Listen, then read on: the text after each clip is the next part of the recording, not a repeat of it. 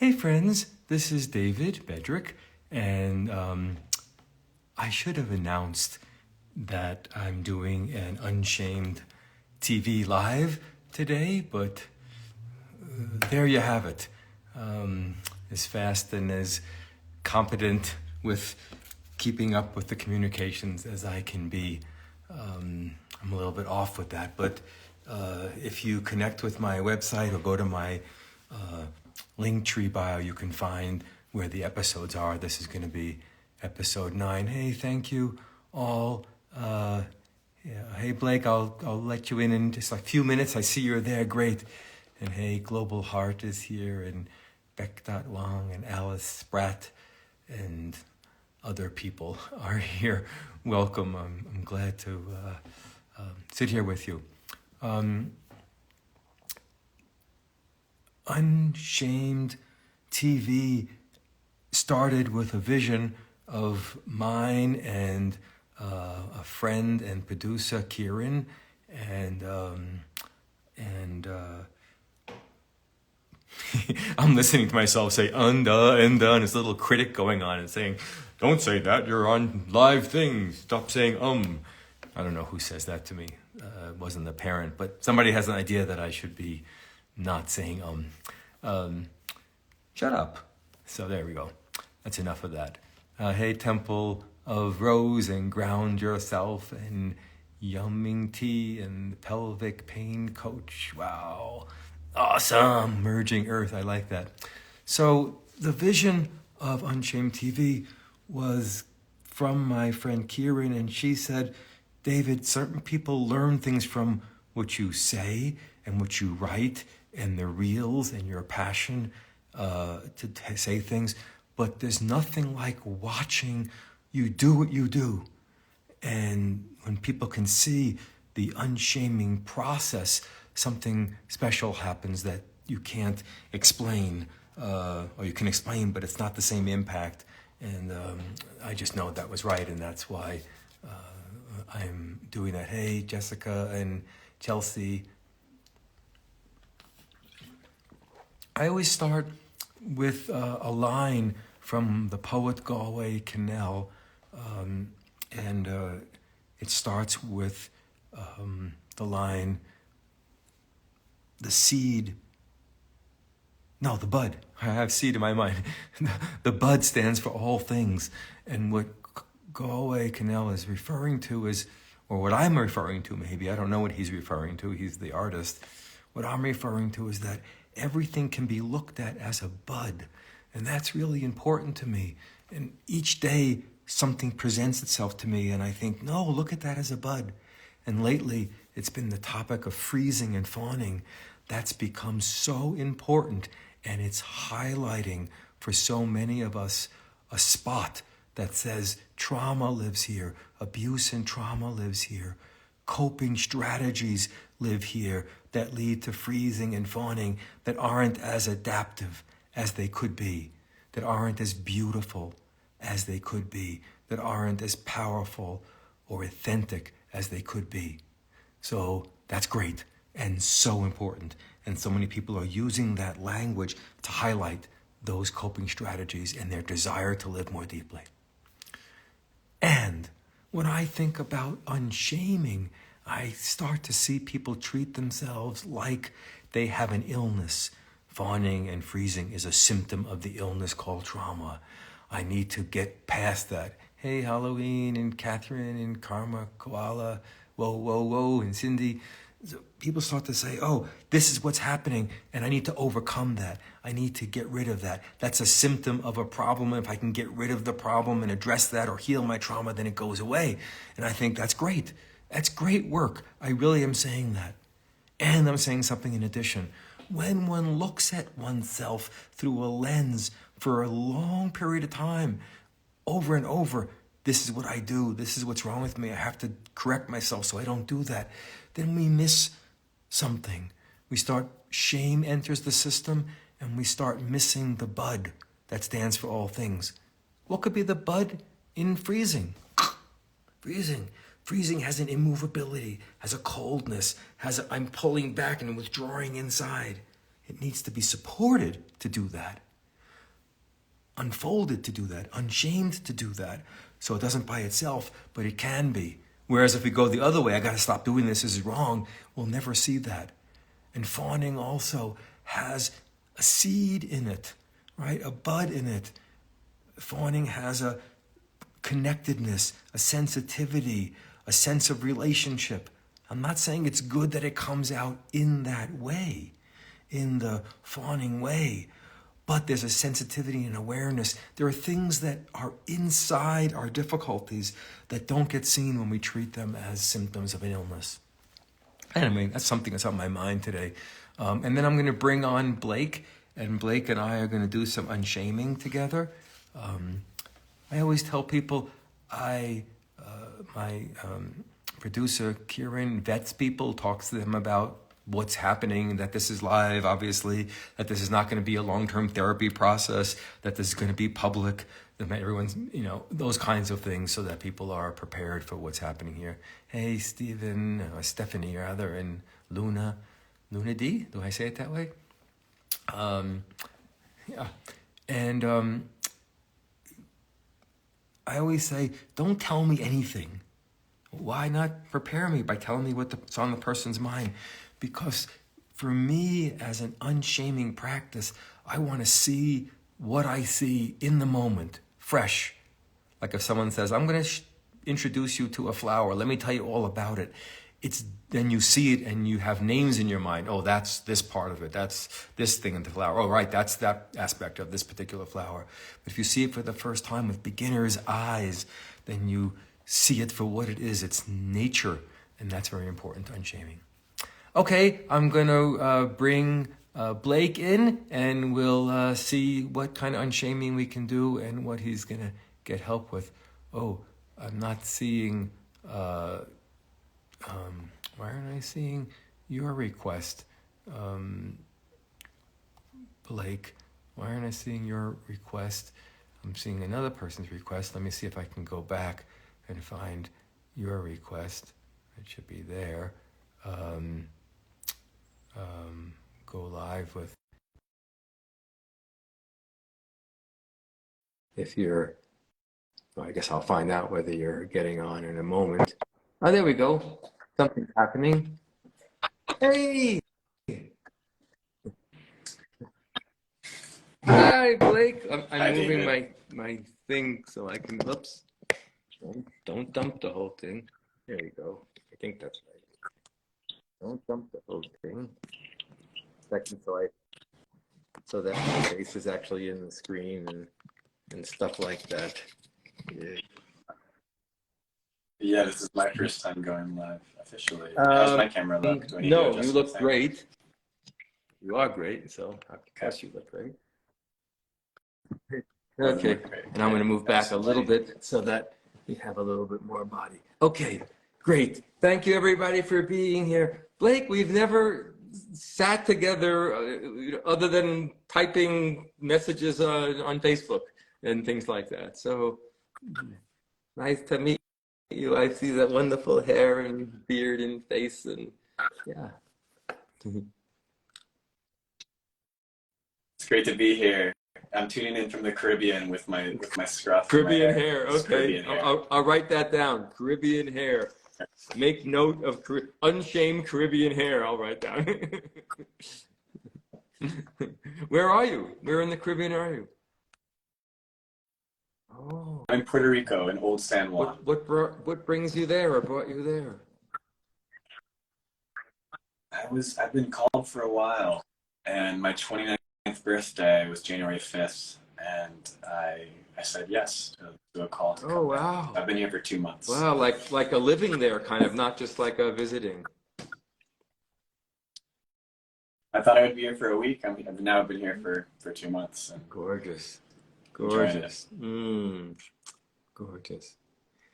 What can we do? What can we, I was gonna say, what can we make love to? That's what goes on in my head. I don't usually say it though. How can we make some love out of whatever is going on? I guess is what's in my heart. Yeah. Yeah. Beautiful. Yeah, thank you. So what I'll do is I'll share maybe a piece that I have a hard time unshaming. Is that the invitation? Say it again. say the word. So the invitation is just for me to share something that I'm working with, right? And then we'll unshame it Say together. it one more time, just because it got a little blurry in the thing, and I want to make sure I hear it exactly right. Yeah. So the invitation is to share something that I'm working with, right? And then we'll unshame Yeah, it the together. invitation. Yes. Thank you. Sorry. No, I got the invitation. Yeah. Yeah. Beautiful. Okay, so a piece that I've been working Mm-hmm. with for years, is indecision. That's a good one. Indecision. Mm-hmm. And kind of a core trauma around making decisions, oftentimes substantial decisions, not always. And just, yeah, difficulty really trusting myself in a foundational way. And yeah, patterns of avoidance. And That's really, yeah, that's really here important. right By now. the way, for you and everybody, if I'm looking down, it's because I'm making notes. Because I'm a big note taker, because I like to remember exactly what people tell me, and including the words. So I'm looking down like this is because I'm looking at my phone. No, I'm looking. You're on my phone. Yeah, indecision, making decisions, trusting yourself. Somebody says that you need to make decisions. I'm not thinking that's bad. Somebody says you need to trust yourself more. If you did, then you would be more decisive. And somebody says you're avoiding. Mm-hmm. Right? Those are, I'm not putting those words in Blake's head. He's saying that those are the words. And I'm just framing them different. There's an opinion. I'm looking at a person, and somebody has an opinion of him. That opinion lives in him also. You need to be more decisive. If you trusted yourself, you'd be more decisive. You're avoiding, be more decisive. So I think maybe that sounds great. I like being decisive, but because I think I'm an unshamer, that makes me want to know the indecisive one. As opposed to getting you to be decisive, I think let's learn about what it's like to be indecisive. Maybe there's something there that has an intelligence that we can't overcome. We can't say, you're an avoider, or learn to be decisive. We have to say, oh, Mr. Indecisive, let's meet you. You interest me more than being decisive anyway. I'm interested in him. I don't know much about him. I don't know anything about him, but I'm interested in his indecisiveness. Not as a problem, but as the way he is so far. Yeah. Tell me what it's like to be indecisive. How do you know you're indecisive? He's going inside and thinking about that. Mm-hmm. Yeah. Yep.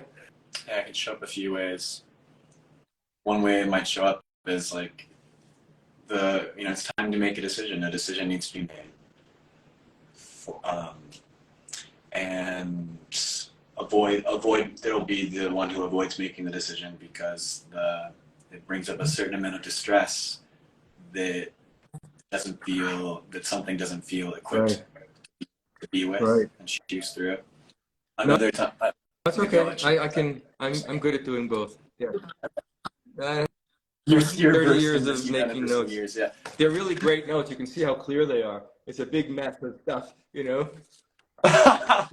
That's what's interesting. Can you think of a particular, let's take one decision, because it's the same dynamic, right? Any decision you want. Think of a decision, maybe a recent one, or one that's on your mind now that brings up that indecisive experience. Yeah, well, totally. I'll make it relevant. So I'm at a pivot point in my life where I'm deciding where I want to live, what I want to be doing for the next 6 months, year, 5 years. And I feel, and it's great. I'm you indecisive. Want to figure, something inside of you says it's important to figure out where you want to live. That's something you ought to do. You ought to decide. You want to decide. You ought to decide. And somebody doesn't make that decision. I'm breaking that up into, is that so far? I'm just framing it as neutrally as I can because I don't understand your system. Mm-hmm. Yeah. So I'm going to try something.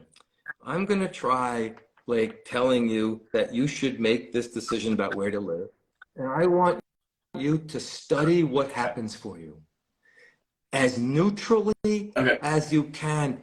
As a body experience would be great. This is what happens for me. Without just like this is what happens, whatever. I go blank, whatever. I want to explode. Whatever happens for you, I just want to know because I'm wanting to contact the one who is indecisive, who's been we're calling him a problem, an avoider, a non-truster, an indecider. I want to get to know him a little bit more. So I want to activate him. Okay? And your job is not to figure out what to say to me, it's to study yourself. What happens for me when David does this? That's good. Okay. Okay. Get close to yourself and your body and your feelings. Okay, here come.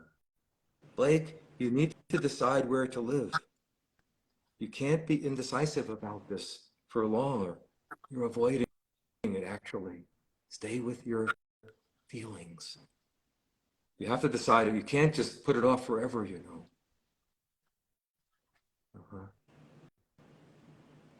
Study yourself. What happens inside of you?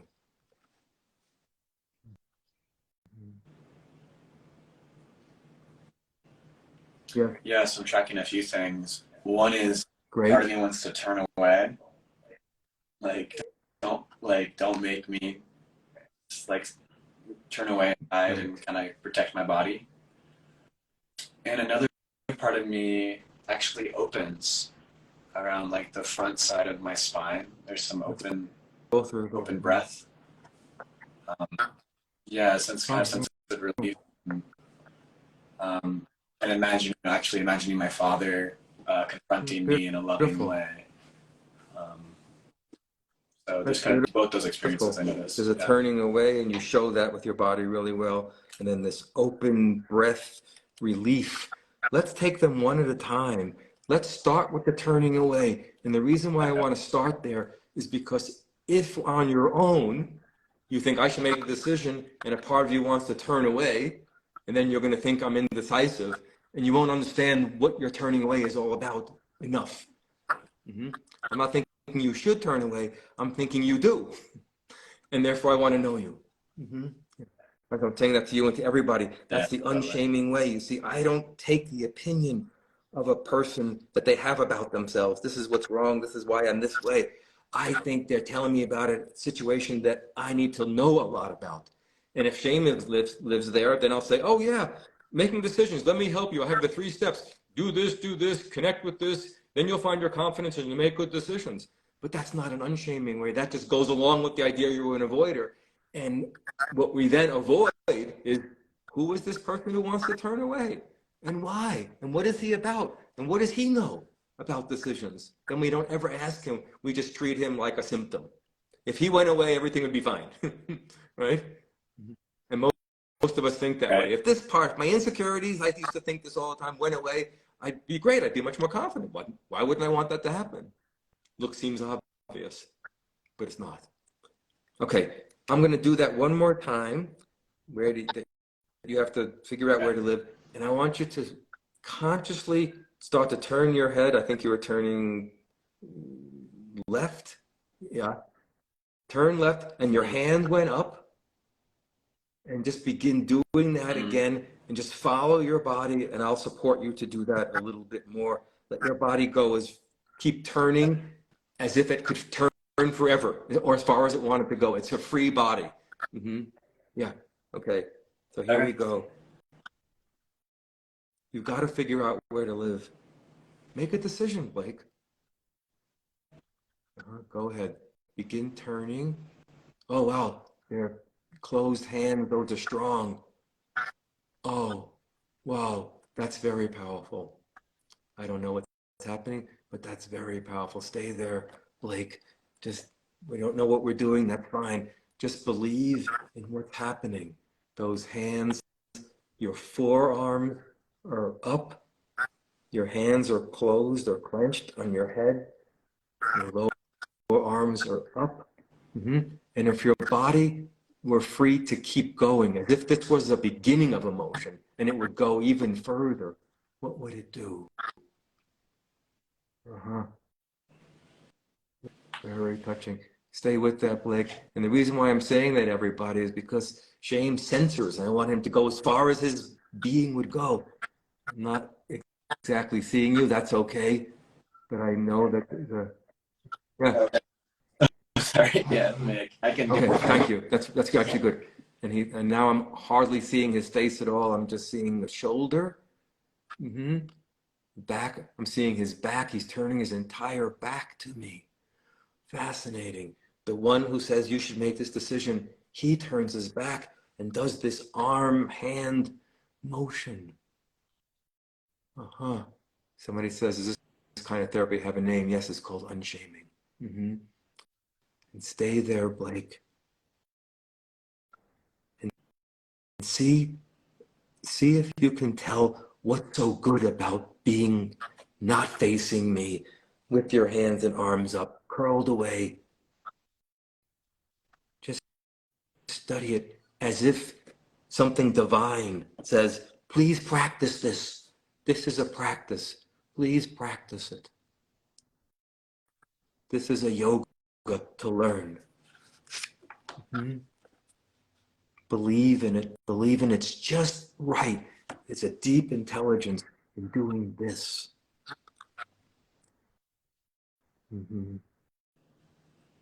Staying there in that curled space, back to me.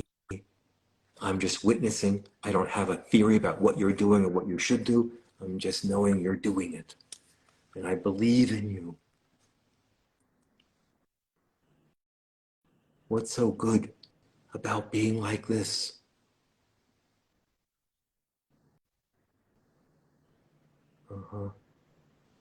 Take your time. I'm saying that because he is taking his time. I'm supporting him because I think he's doing the right thing. No theory that David has is smarter than what he's doing. And should I stay there for a while, or should I another come moment? back? And if you can speak from that place, if not, that's fine. If you can speak, that's great. What's it like being there, Blake? Yeah, and I can be there while great. facing and kind of hold it. So I can talk. Yeah, it's really, oh God, it's really protective. And it's actually, I feel so much space and protection around my belly, around the one who's scared. It's like a turtle shell protecting the one who's scared. And it feels really safe. Right. And strong. That's actually really important already, because I'm already finding out. That's very touching. It makes me teary, actually. Yeah, I'm already finding out that the one who's called an avoider knows something about fear, safety, and strength, and knows that he's looking for that to make a decision. If I believe in you, then I think, oh, to make a decision means to find safety and strength. If I say, come on, make the decision, I pull you out, then I pull you out without enough safety and strength. You're avoiding. Now you can say, I'm not avoiding, I'm connecting with the safety and strength to make the right decisions for me. Oh, I didn't know that, I would say. I thought you were just avoiding, but you're not. That's very important for me to know as a person who wants to support you. And I think, feel the fear, find the safety, find the strength in you, as opposed to make a decision. I may not be a bad person saying make the decision. Maybe I'm just wanting to support you, but I don't understand you. I don't understand why you would turn away. Okay, let's take another step. You think we should take another step? And how do we take another step, everybody? We take another step the same way with these steps. We unshame. I believe in him, and I believe that he will keep doing something more and more that's right for him. And right now, the hands are up, the arms are up. If he were free, his back would be to this energy. He would turn away. He'd feel some fear and some safety and strength. And then we're going to see if his being, his soul, his psyche wants to do another step. I think it might. So, Blake, let's go back to that energy, the hands clenched, the arms, and you can imagine you're turned away. The belly is protected. There's some fear, and the belly is protected. And that spaciousness that comes from safety. And then strength. I see the strength in the clenched hands and the arms. See, friends, I'm thinking safety is important, but he mentioned strength at the end. And if everyone's looking, they can see strength, right? Otherwise, he would be like, why not just run away to be safe and hide under a bench? But he's not. He's showing me some strong forearm and some strong closed hands. And they're clenched. They almost look like this from here. I don't want to say that because he didn't call them fists. But they look like something that I shouldn't, that I better not mess with a little bit. I'm seeing those in his hands, and I'm believing in those too. Mm-hmm. Feel the spaciousness that you said happens when the safety happens. And then stay with that strength a little bit. And the reason why I'm staying with strength, Blake, and everybody is because strength he mentioned last. That means it's the least known thing. We didn't know there was strength in there. We thought it was avoidance. Now we're learning about strength. And focus on the strength part, Blake. And believe in that strength. And put away the fear for a moment. I'm not against fear, but I want to just put the fear and the safety issue away. That's great. I'm not thinking people should get over being fearful. I have no plan like that. But I want to focus on the strength part so that we know it. Mm-hmm. I can see it. I sense it in your face a little. I can see those hands. How tight are those hands clenched, Joe?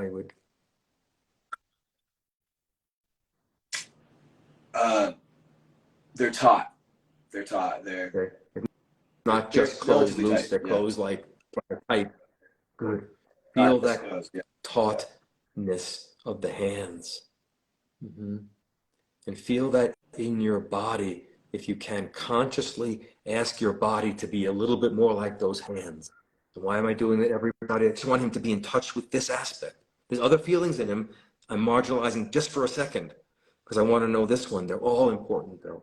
Stay with those hands and see if you can let your body, even your torso, your chest, be a little bit more like that. I see it in your face. That's great. Allow your face to show the strength. Like if we were in a tribal culture, we would make a mask out of this. Only we're going to do it with your actual face. Make a face that goes with those hands. I see him sitting up a little bit more. I see his face I can see the strength in his face. I can see the hands. The hands are going up and out. I didn't know they were going to move. I'm just studying. I'm just witnessing. I don't know what he's doing. I'm just believing in him. The hands are up. And stay like that for a moment, Blake. The left hand opened. Wow. Now I'm looking at somebody that doesn't look like an indecisive person. I don't know what he looks like.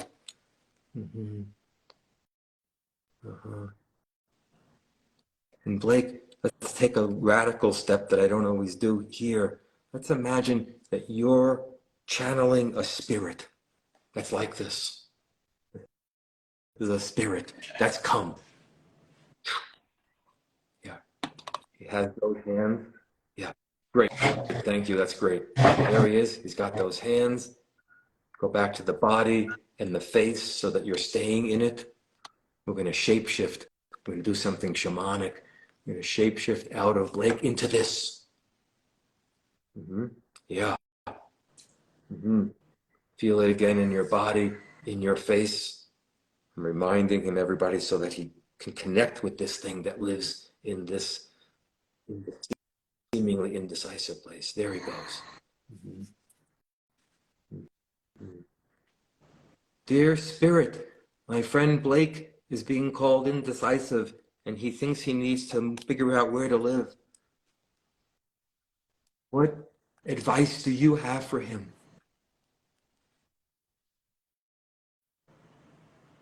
I think you're here to help. Follow your body. I'm about to listen to somebody. He is answering. He's answering with his hands that move together and down. That's his body's answer. Believe in it, Blake. Believe in what your hands just did, as if that's exactly the right response. And I'm asked that question, my hands come together, and then they go down.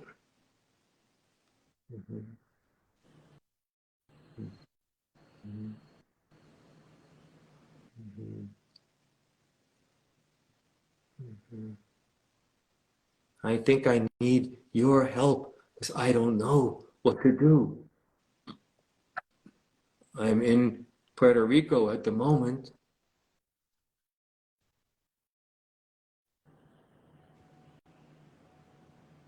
Where should I live? Should I make a decision? Am I being indecisive? Am I avoiding? I don't really know. You're smiling and you're laughing. I need your perspective. I need your guidance, not David's or anybody else's. Yours.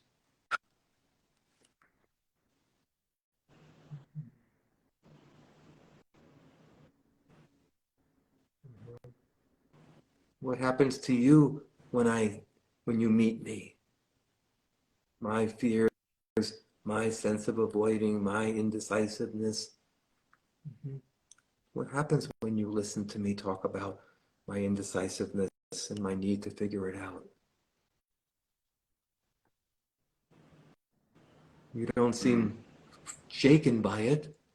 You don't seem like you need to curl up and be safer. You seem pretty solid.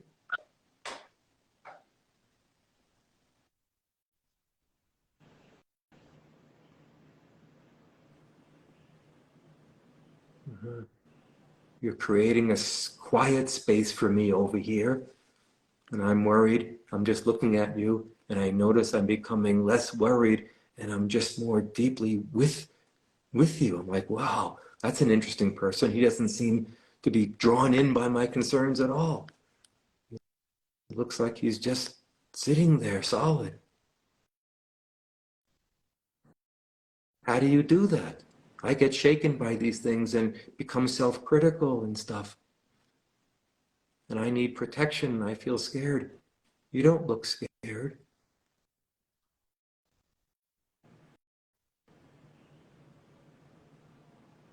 Wow.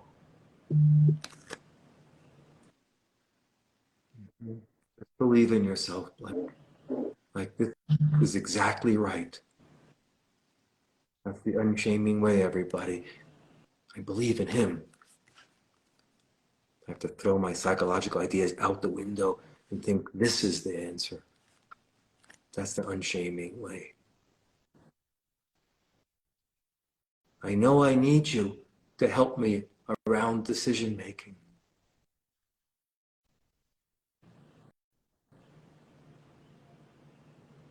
But I don't know how you'll help me yet, but I can feel it.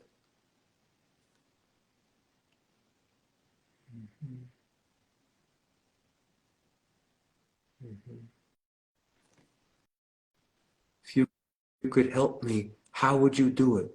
Would you touch me? Would you just sit in silence with me?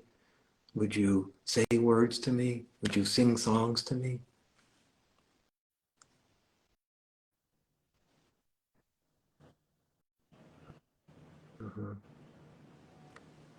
So far, the answer is sit quiet.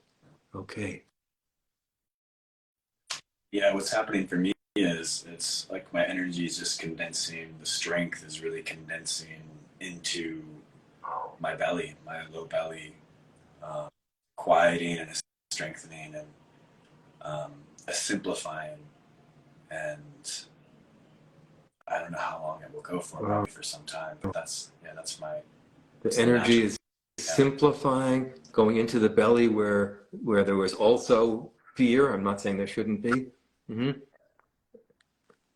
Yeah, and that may take a little while, that kind of simplifying and strengthening experience.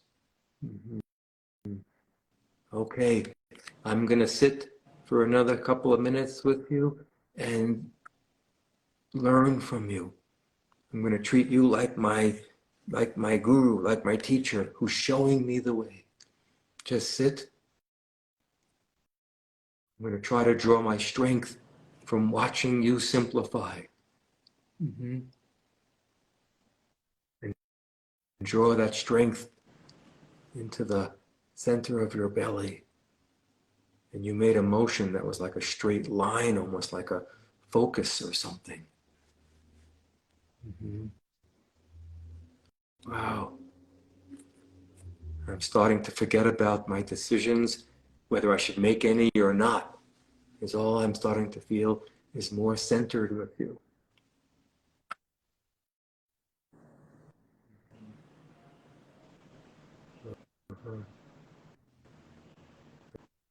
And I'm sensing like for this moment, it's not right to figure anything out for at least another 2 seconds or 20 years, I don't know how long, that this is what we're doing. It looks like to the outside world, to somebody, we're not making a decision, but what I'm experiencing is the decision is this, to do this inner strengthening, simplifying. It looks like what the decision that's being made so far. Somebody says, no, it's an outer decision of where to live. And somebody says, it's a decision to simplify and focus and find a certain inner strength in the belly. Why do I say that, Blake and everybody? Because that's what he's doing. That's him. That's not an opinion of mine. It's what he's showing me. Wow. Take a few more minutes. Blake, thank you for hanging in and just staying with that spot because it's so important to you. Because most people, Blake, would come out and have more dialogue with me, and you're not. And that tells me something. That says this is a really important state, important experience, an important practice that you're doing, that your system wants. It's more important than making the decision is doing this. Next. Maybe there's a decision after that, I don't know. But the indecisive one, the one that's called indecisive, wants to do this. Wow. Blake, let's just chat for a second. Sure. Why when confronted with the urgency to make a decision, would this be important? Why this? Let's just think together for a second, just because it's fascinating to me.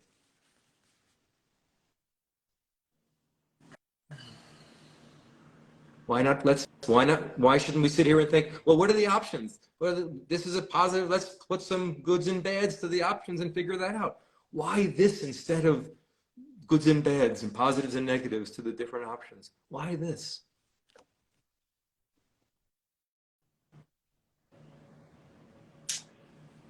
Imagine it's something around that to make a decision I can trust. It need come from my core. And yeah, the energy's up here in the, the first step is to back in, come back home, come down. That's really important to me. You're a person who wants to make decisions from his core. You see, I've made lots of decisions not from my core. I've gotten made relationships and I made jobs and I know what happens. Then I do it for a little while and I change it. I'm not putting myself down, that's fine. Take a little circuitous, zigzaggy path is fine. But I remember the first core decision I made, I was 36. I remember it specifically. I remember exactly what the decision was, and I remember what it felt like, and I remember how different it was than all the other decisions I made. And I told people that was the first decision I ever made. All the others were decisions, but you know what I mean? I chose. I understand that stuff. Yeah. But I chose things that my uncle, who was very influential in my family, told me to do, and who I thought I should be, and whatever. was pressured to be as a man, thinking this is what it's like to be a good man, and whatever, all those things, all the things that conditioned me and formed me, said, marry this woman, do this, and it was a mistake. Mistake, I don't know.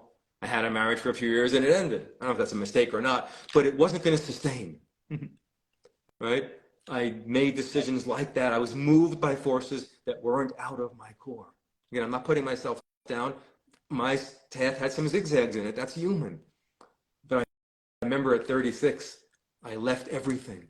I left my job. I left my home. I left relationships. I moved everything. And I was like, oh, this is what's right for me. I knew I needed it when I was 18. I just didn't have the inner strength, you see, to stand up against the things that I was being told, the authorities in my life. I couldn't say, that's not right for me. I didn't have the support and inner strength to do that till I was 36. Your system at 29 you said, I think? Yeah, for some reason it's happening then. For somebody else it might happen when they're 80.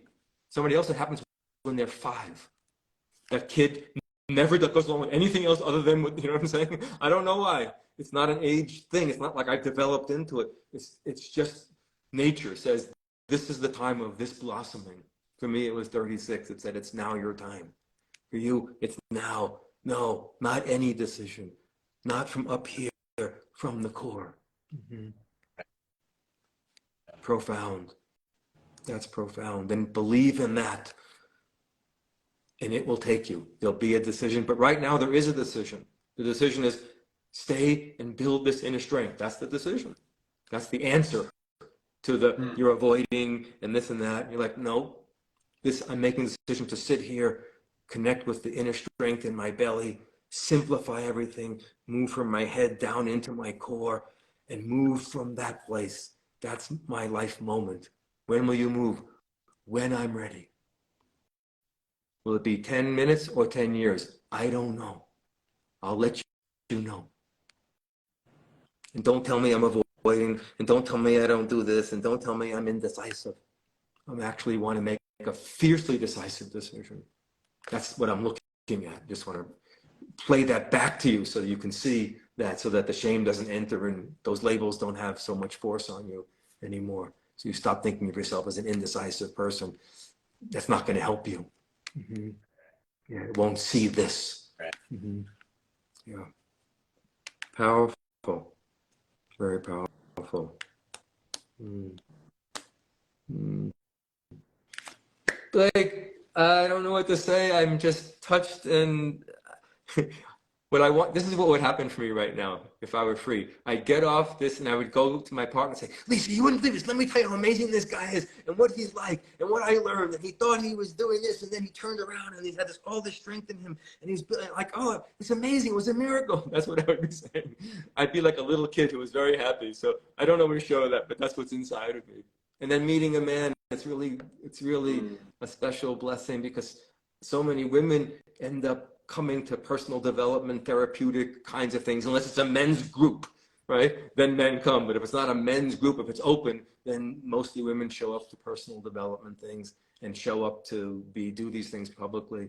And so it's good for my male heart, which is not only male, I'm a whole person, but then to look at another man and his hair and his beard and his process and feel brother to brother dialogue, as opposed to a brother sister or whatever other kinds of dialogue. Yeah, that touches you, I can see. Yeah, that's a special taste for me that I'm savoring. Yeah.